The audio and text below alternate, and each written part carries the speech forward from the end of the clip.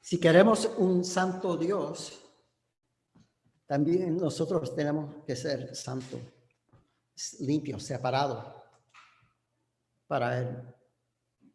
So, vámonos esta mañana, ¿a dónde estamos?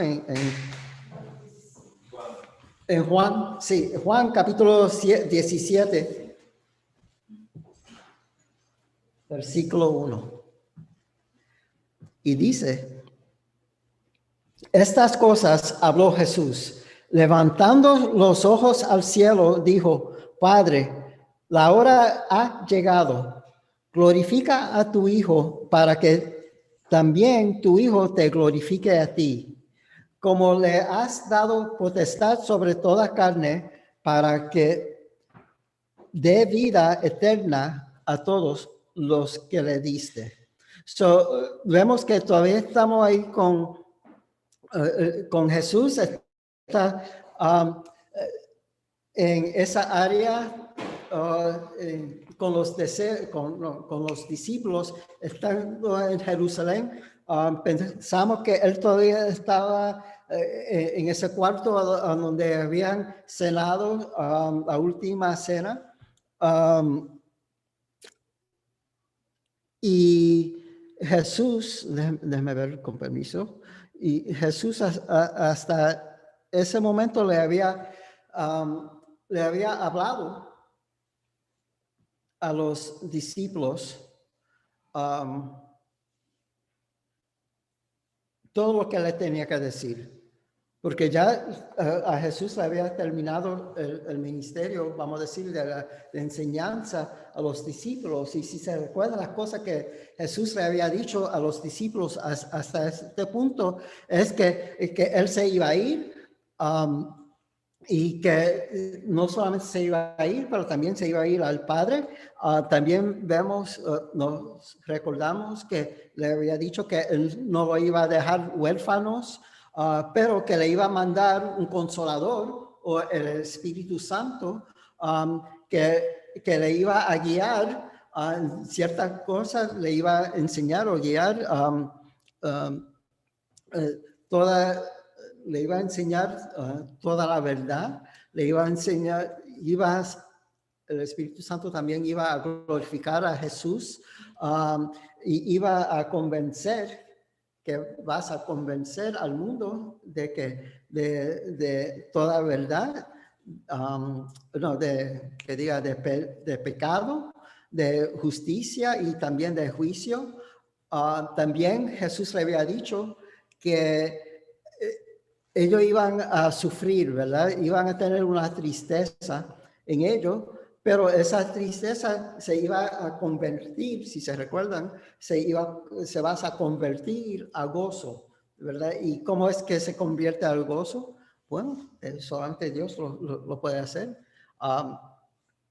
Convertir algo que es triste al gozo. También Jesús le había dicho a los discípulos que ellos eran amados por el Padre, que el Padre lo amaba a ellos. Y también tenemos gozo porque en saber que el Padre nos ama a nosotros también. También Jesús le había dicho, si se recuerda la semana pasada, que en esta vida iba a haber tribulaciones, pero que tengan, dice que en el mundo tendráis aflicción, pero confía, yo he vencido al mundo. Y él lo que le dijo fueron palabras que ellos necesitaban oír, porque entre 10 horas, vamos a decir, Judas y el ejército van a venir a buscar a Jesús y se lo van a llevar. Y de ahí se van a poner tristes, ¿verdad? Se van a ¿cómo escapar? No escapar, pero sino esparcir de ahí y se iban a quedar, lo iban a dejar solo. Pero al terminar de hablar como dice ahí, estas cosas habló Jesús. Y puede hablar todas esas cosas. Lo que vemos es que Jesús hace algo diferente, ¿verdad? Él lo deja a ellos y ahora se va al Padre. Y cuando digo que se va al Padre a hablarle al Padre. O si no, mejor dicho, va a ir a orar al Padre. Ahora, esta oración, ¿verdad? Yo no sé cómo se dice en español, pero en inglés le dicen the Lord's Prayer, la oración del Señor y del Padre Nuestro, ¿verdad? Y el Padre, el mundo entiende en el Padre Nuestro es la oración de Jesús, de Jesús. Pero en realidad no es la oración de Jesús, porque es él lo que hizo o dijo en ese Padre Nuestro es, mire, en esta manera te voy a enseñar cómo orar. Y este es como el templo, el template, el método como orar al Padre. El modelo como, gracias. Estamos aprendiendo aquí hoy, ok. Este es el modelo como orar al Padre. Pero aquí lo que en realidad vemos es Jesús orar. Se puede imaginar que ahora Juan, el que escribió este evangelio, él tenía como sus 90 años, más de 90. Y él se está recordando las cosas que Jesús había dicho esa noche. En esas 24 horas, él se está recordando todo lo que Jesús había dicho. Y se recordó la oración de Jesús. Y me puedo imaginar que ahí estaba Juan escribiendo esto, pensando, también él dijo que Padre, la hora ha llegado, ¿verdad? Y sabe que cuando nosotros oramos, ¿verdad? Oramos de cierta manera que a veces no sabemos lo que vamos a decir, cómo empezar, sabemos lo que queremos pedir, pero a veces no sabemos lo que queremos decir antes de pedir. Pero Jesús sí sabe. Jesús al orar le dice, mire, quiero que no tenga aquí en el versículo 1, dice que después de haber hablado de estas cosas, que Jesús levantando los ojos al cielo, dijo, ¿ok? Y empezó con Padre. Pero antes de oír lo que él dijo, quiero que noten lo que él hizo. Porque nosotros cuando oramos, ¿verdad? ¿Qué hacemos cuando oramos? Cerramos los ojos, ¿verdad? Al orar. Pero ¿qué hizo Jesús? Levantó los ojos, no el ojo. ¿Sabe que yo soy culpable de muchas cosas? Y una cosa que yo soy culpable de es cuando estoy orando al Señor, yo oro con un ojo para arriba y otro mirando al otro lado. Como a veces cuando empezamos el culto, ¿verdad? ¿Qué hacemos? Terminamos de cantar y empiezo a orar y en el medio de orar, la oración estoy pegando aquí con la computadora, ¿verdad?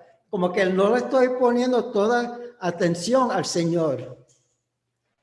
Estoy como que estuviera hablándole, dándole un sermón a Dios, en vez de orar al Señor usando los dos ojos.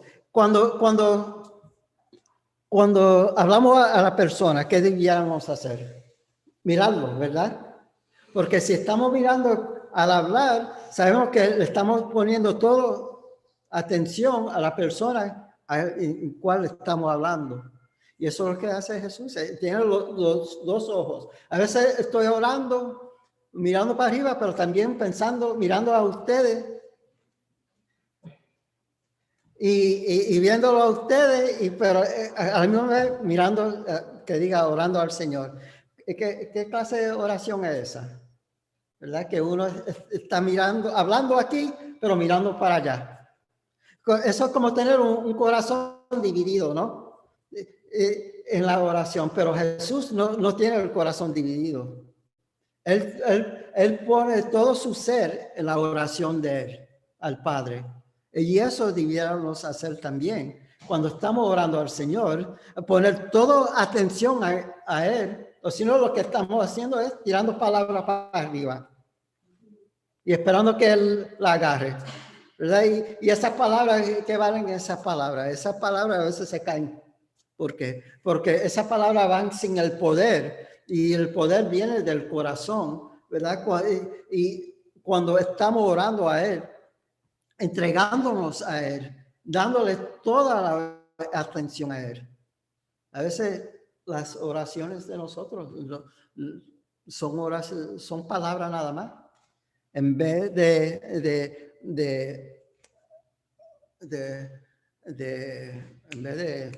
bueno, sentences, palabras, oraciones, okay, en vez de oraciones.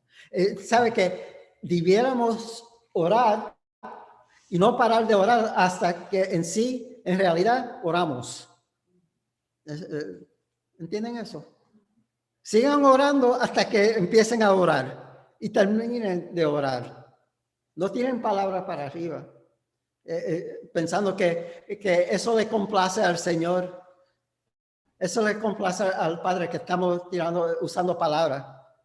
Porque Jesús le había dicho a los discípulos que no sea como los fariseos que se paran en las esquinas y empiezan a usar muchas palabras pensando que esas palabras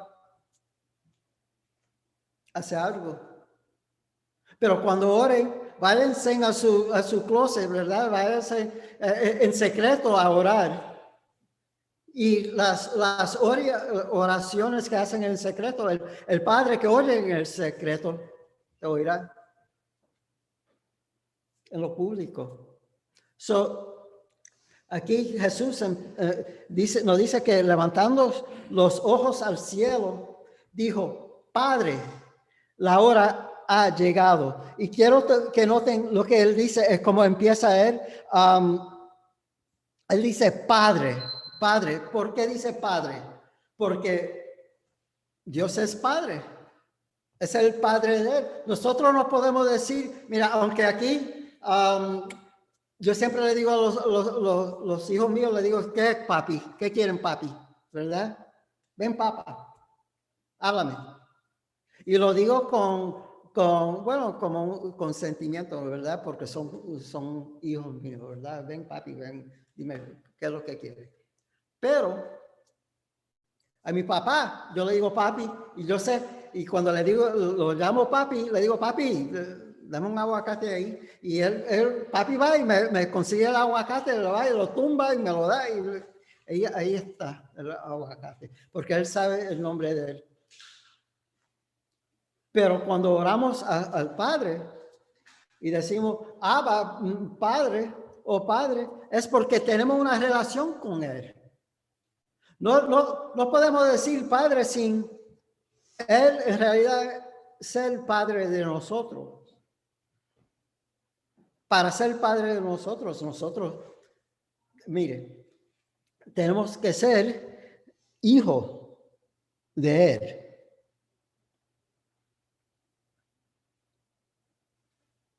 En Juan capítulo 1, versículos 12 y 13 dice,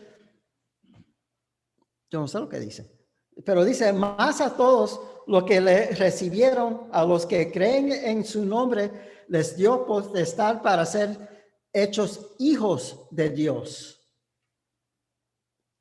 los cuales no son engendrados de sangre, ni de voluntad de carne, ni de voluntad de varón, sino de Dios. Somos hijos cuando recibimos al Padre dentro de nuestros corazones, ¿verdad? Porque somos engendrados no de sangre, pero sino de Dios.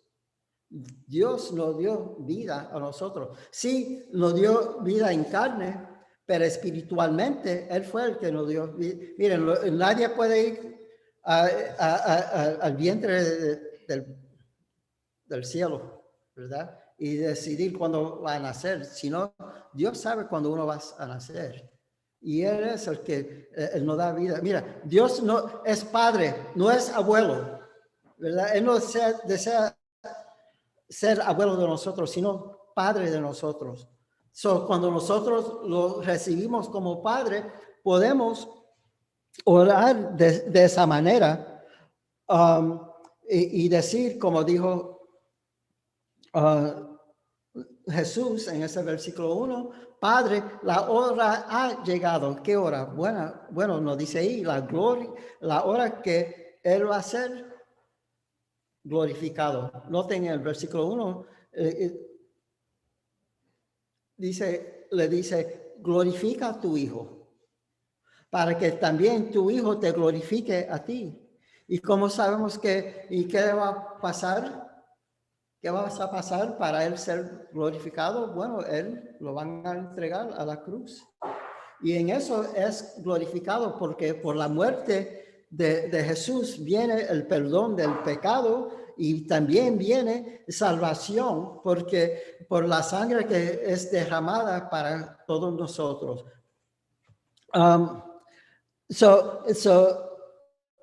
Es la muerte del Hijo que glorifica al Padre.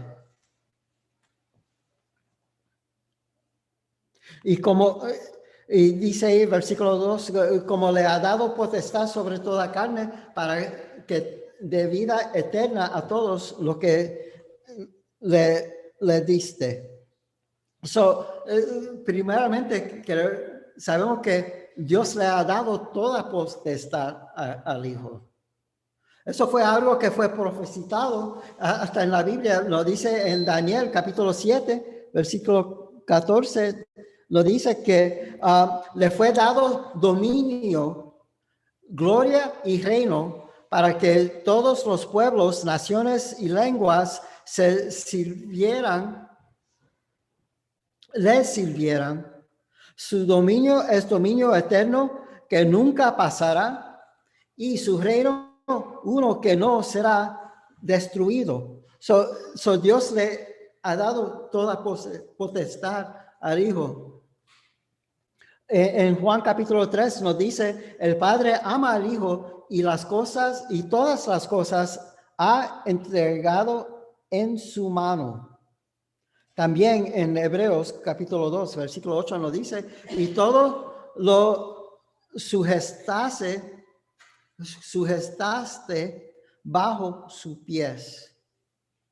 O sea, estamos hablando de Jesús, el Hijo que Dios envió al Hijo de Él para darle la potestad que Él necesitaba para darnos vida eterna. Vida eterna es algo que viene por el Hijo. Y vida eterna es algo que Él nos ofrece a nosotros. Es algo que Él le ofrece a todo el mundo. Hay gente que dice, ay, no, vida, eso es algo para los cristianos nada más. Para la gente buena, para la gente más. Vida eterna no es para los musulmanes. ¿Sabe qué? Hasta los musulmanes le ofrecen vida eterna. Dios. A los testigos de Jehová, a ellos Dios le ofrece vida eterna. A los que no creen en Dios, los ateos. Aprendí algo. A los ateos también Dios le ofrece vida eterna. En Juan capítulo 6, versículo 37 dice que todo lo que el Padre me da vendrá a mí y al que a mí viene no le echo fuera. Lo único que tiene que hacer es ir a donde Él, ir a Jesús. Si van a Jesús, van a recibir vida eterna. Y Él no echa a cualquiera que venga, no lo echará, no lo botará.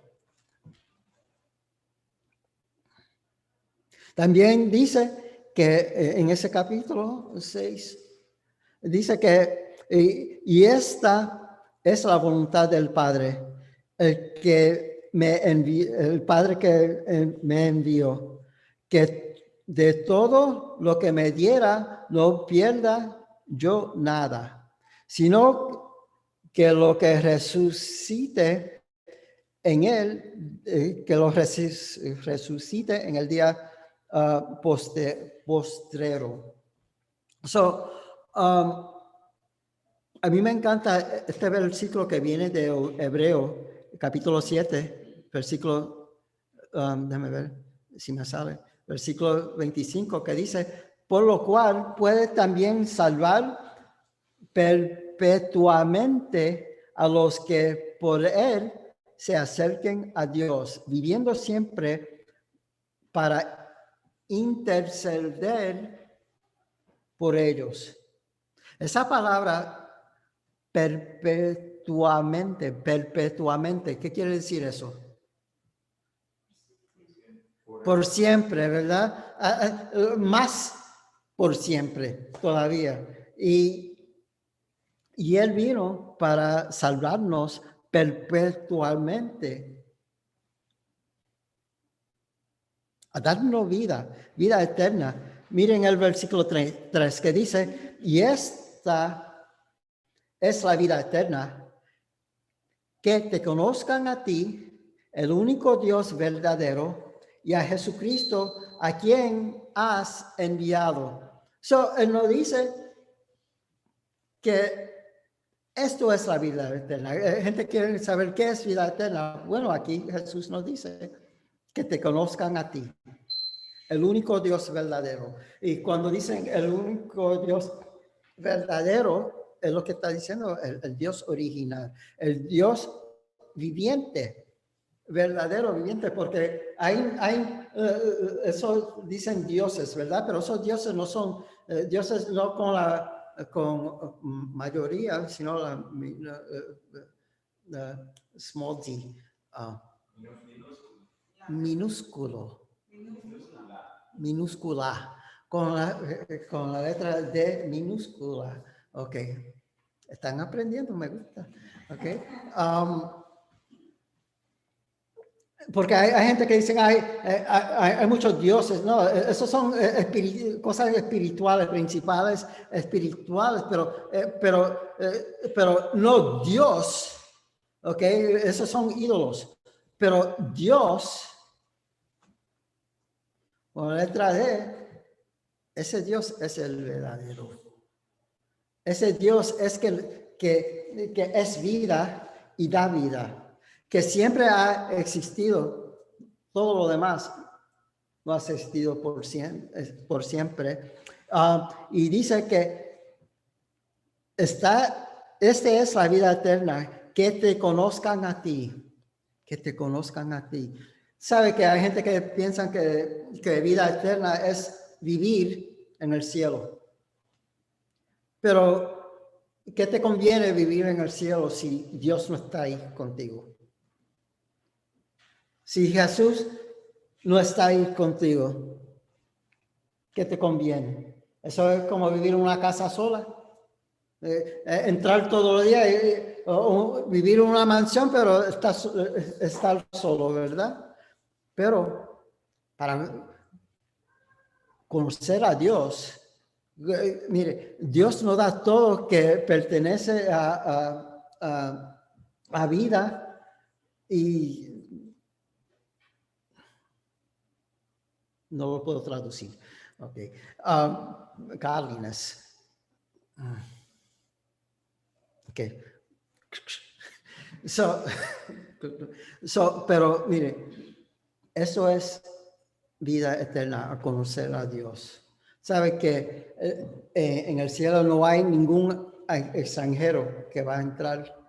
todos que vayan al cielo van a conocer a Dios antes de ir al cielo, porque eso es parte de la relación. ¿No se recuerdan que Jesús le había dicho que el que me conoce a mí, conoce al Padre? Y que el que conoce al Padre me conoce a mí también. No vas a ver extranjero en el cielo, sino gente que conocen al Padre. Y eso es personalmente al Padre. Conoce el carácter del Padre. Conocen la naturaleza del Padre. Conocen, aunque nosotros no vamos a conocerlo completamente en este mundo, sí, cuando vayamos al cielo, sí lo vamos a conocer como si Él es. Pero aquí, mire, en este mundo no se puede conocer, mira, hasta entre matrimonios no se conocen completamente, ¿no? Cierto. Amén, hermano. Predica. Ok.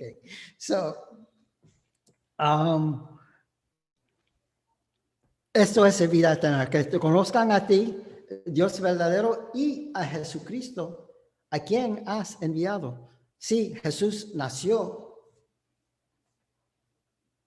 pero fue enviado. Nació físicamente, pero fue enviado espiritualmente. Espiritualmente para nosotros, porque este mundo no sirve para nada, como dice papi. No sirve para nada. Pero Él vino para darnos una vida nueva en Él. Y yo, siguiendo, orando al Padre, dice, versículo 4, yo te he glorificado en la tierra. He acabado la obra que me diste que hiciese. Ahora pues, Padre, glorifícame tú al lado tuyo, con aquella gloria que tuve contigo antes que el mundo fuese. O sea, lo que Jesús está diciendo al Padre es que, mire, ya terminé lo que tenía que hacer en este mundo. Aunque él en realidad no había terminado, ¿verdad? Porque está vivo todavía, no lo habían crucificado hasta este momento, pero sabemos que lo que le va a pasar porque lo estamos leyendo, pero ya Jesús lo había, él sabía lo que iba a pasar porque él sí es 100% humano de ser, pero también 100% Dios. Y él sabía, para él todo ya había pasado, porque el entendimiento de Jesús es diferente al entendimiento de nosotros. Pero dice que ya terminé, ¿cómo es? El versículo 5, glorifícame tú al lado tuyo con aquella gloria. Sabe que Jesús tenía una gloria con el Padre cuando estaba viviendo en el cielo con el Padre, y dice, glorifícame ¿cómo es? 5. Con aquella gloria que tuve contigo antes que el mundo fuese. Cuando el mundo fue formado, ahí estaba Jesús, el Hijo con el Padre, en gloria. Cuando Jesús vino a este mundo, lo que dejó fue su gloria. Él vino a este mundo, pero dejó su gloria con el Padre. Y ahora y él está mirando y orando y mirando, pensando que él en poco tiempo va a estar con el Padre, teniendo la misma gloria que él había dejado cuando vino a este mundo. Dice el versículo 6, dice, y he manifestado tu nombre a los hombres que del mundo me diste. Tuyos eran y me lo diste y han guardado su palabra. Él le dice al Padre que mire, ya me ha manifestado tu nombre. ¿Qué quiere decir eso? Eso es decir que ya yo ha revelado, que diga, tu nombre a los discípulos, al hombre, revelado. ¿Y por qué es eso importante para nosotros? Porque aunque estos que estaban viviendo en ese tiempo eran judíos, eran religiosos, iban al templo, daban su diezmo, daban su sacrificio al templo, ofrecían, oraban, iban y daban su, ¿cómo es? Ofrecían su sacrificio, pero iban a la fiesta que tenían que ir todos los años, de la fiesta de Pascua, de los diferentes fiestas que tenían que celebrar. Aunque hicieran todo eso, iban a la sinagoga, con todo eso todavía no conocían al Señor. No conocían al Padre. Porque ellos los que estaban envueltos eran en el sistema de religión. En vez de estar o conocer, tener una relación con el Padre.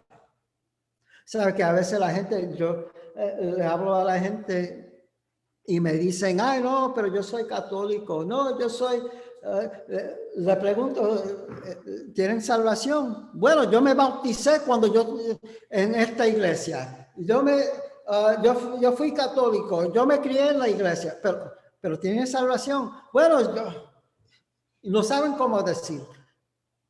Te pueden decir cómo alabar. Sacan su ¿cómo es? Pandereta, empiezan a tocar y su maraca, y empiezan a hacer lo que hacen.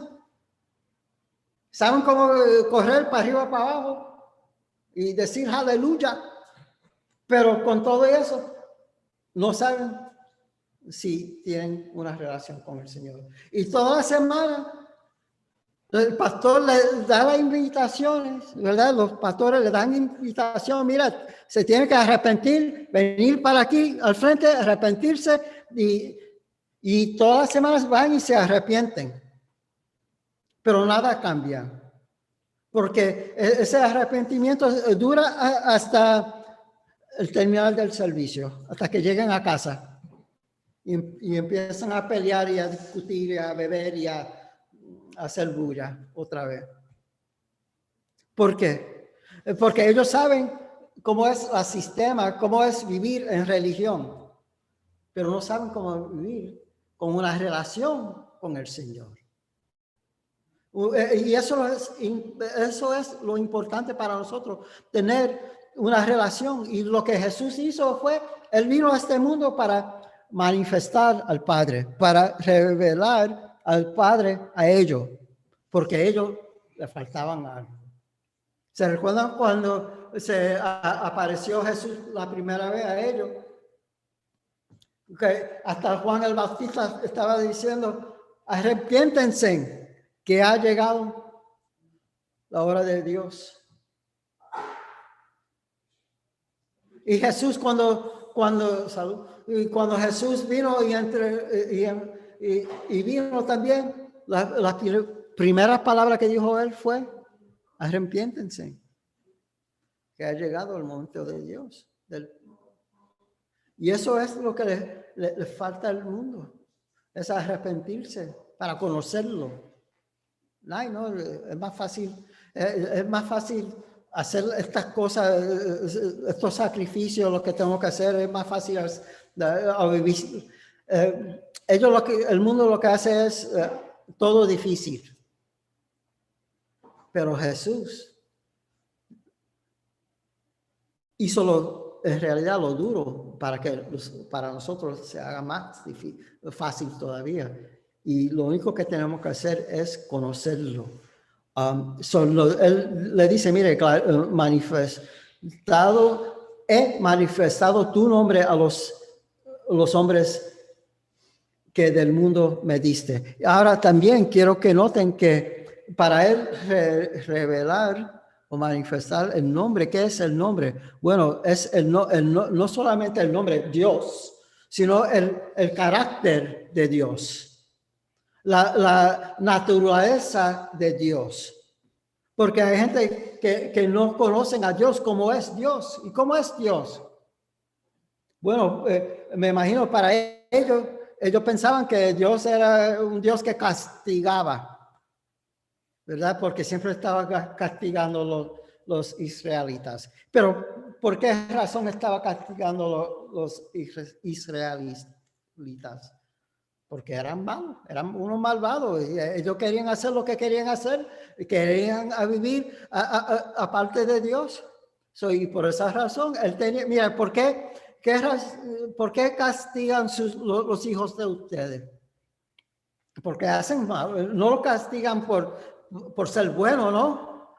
Te voy a castigar hoy porque me da la gana. No hacemos eso, ¿verdad? No le decimos eso a los niños de nosotros. Mira, te voy a castigar porque sé que va a ser algo malo mañana.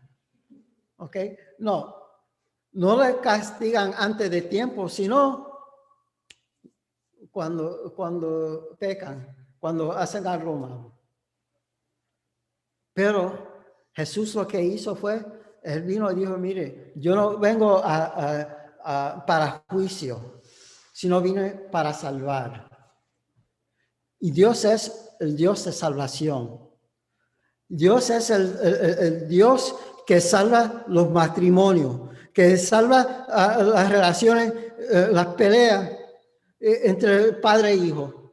Dios es el que salva a este mundo que se está yendo, ¿a dónde se va? Mire, estamos en un tiempo que ya ha llegado el tiempo de las elecciones, ¿verdad? Y yo pienso que este es el momento que nosotros, siendo una iglesia, sabiendo las palabras del Señor, debiéramos dar nuestro voto para la persona o el partido, cualquiera que tenga más que ver con la palabra del Señor. Y tenemos que ir a votar y para que esa persona o ese partido, aunque ninguno son buenos, pero el más que sea más cerca de la palabra del Señor, para ese tenemos que votar. ¿Por qué? Porque lo que vale, lo que cuenta más es la palabra de Dios. Mira, en este mundo va a haber injusticia. ¿Ok? Con la policía, entre colores y todo. Pobreza siempre va a haber. Hay gente que está buscando, dame más chavito aquí porque necesito. No es justo que los ricos tengan dinero. Si trabajaron por el dinero, que se queden con el dinero. Dios me da todo lo que yo necesito. ¿Ok? Y si no me lo da, es porque no lo necesito. O si me lo da, lo voy a dañar. ¿Ok? Voy a hacer algo que no me conviene hacer. Pero Jesús ha manifestado, ha revelado al Hijo, al Padre, al mundo, a los de Él. Y para nosotros, Él ha hecho lo mismo para nosotros. ¿Sabes que en los primeros 5 versículos veíamos que Jesús estaba orando al Padre y las oraciones de Él al Padre tenía que ver con Él mismo? Él oró por Él mismo en los primeros 5 versículos que leímos hoy. Pero ahora del versículo 6 a 19, Él está orando para los discípulos. Para los discípulos. Empezamos ahí en este versículo 6, hablando que Él ha manifestado el nombre a los hombres que del mundo me diste. ¿Y cuáles hombres fueron ellos? Bueno, fueron los discípulos, los 11, todos los discípulos que estaban con Jesús. Él le había manifestado el nombre del Padre. Ahora, dice también que tuyos eran. ¿Sabe qué? los discípulos eran del Padre antes de ser, bueno, de Cristo. ¿Sabe? Cuando uno se convierte, ¿verdad? Porque Dios le va a dar oportunidades para hablar de Jesús a los demás. Sería la familia, los amigos, amistades, cualquiera que se le presente al frente de ustedes. Y sabe, y cuando el Señor lo usa a ustedes para hablarle a los demás de la palabra de Él, o hablarle de Jesús, lo que pasa es que, y ellos se convierten, Dios te dio parte en la obra para llevar esa persona a Cristo, porque esa persona le pertenecía al Padre. No como hijo, pero como posesión de Él. Y Jesús no solamente reconoce que el Padre le dio los discípulos a Cristo que eran de Él. Él lo dice, y vamos a terminar en este versículo 6, dice, y han guardado tu palabra.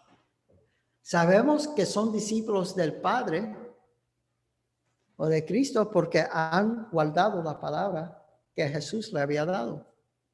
Guardar, ¿qué quiere decir guardar? Guardarle es mantener, ¿verdad? Es quedarse con la palabra. Y para uno guardar la palabra, tienen que recibir la palabra. Y la palabra es la palabra que Dios Jesús le había dado a ellos.